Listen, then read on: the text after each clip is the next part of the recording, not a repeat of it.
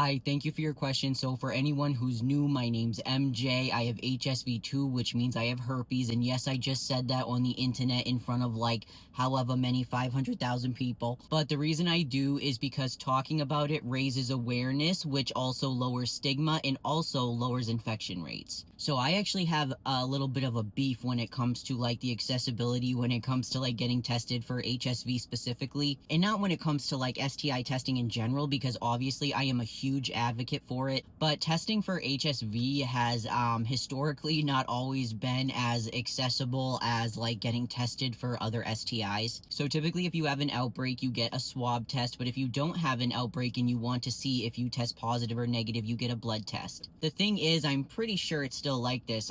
When you request like, you know, a full STI testing panel, they do not include HSV. You specifically have to ask for it.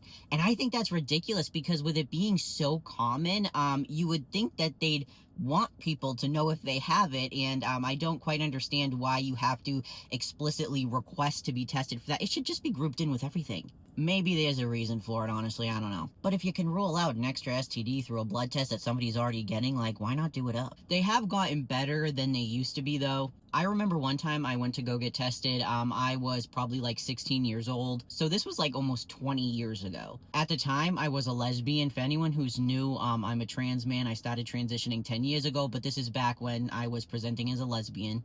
And they were like pretty adamant that like, I didn't really need to be tested because I was a lesbian, a gay woman. There is this stereotype that's been around like forever that like lesbians don't have to worry about STDs, which is not true. So at least they're better in that aspect. Like at least they encourage everybody to get tested now. But I do feel like they have such a long way to go, and I can explain. So I got diagnosed with HSV at the beginning of my transition, which like I said was like 10 years ago. And since then, I've had some pretty bad outbreaks that I've gone to the doctor for, and you know, they perform a swab test. I think I've had 3 of them. Every single time I've gotten a swab test, it's come back inconclusive. I have gotten a blood test for HSV before I actually was diagnosed with it, before I had it. But since then, I really haven't because it's obvious that I have HSV. I've been diagnosed through physical exams by like more than one physician, I think 3. Still, the swab test came back inconclusive every single time. And I don't want it to appear that I'm like discouraging people to get swab tests because like I said, I am a huge advocate of STI testing.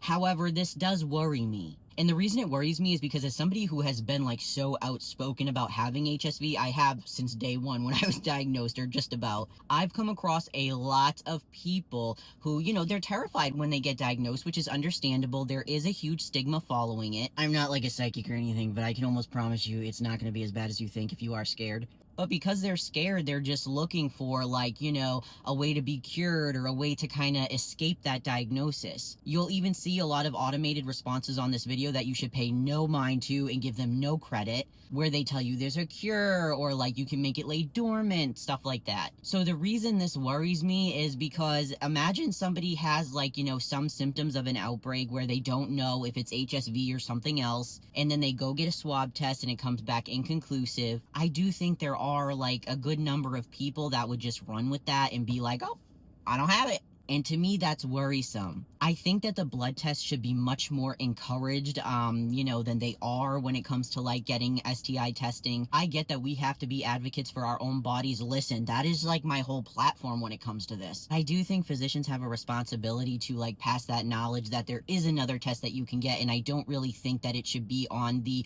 patient to just automatically know that, because I do think in some situations they're just expected to. So in conclusion, if anyone is worried that they have HSV but they're asymptomatic, you can always seek out a blood test. It can take up to, I believe, 3 months for the antibodies to appear, but I would highly recommend it since it's such a common diagnosis and most people show either no symptoms at all or have such little symptoms that they go unnoticed, and the majority of people who do have it are undiagnosed.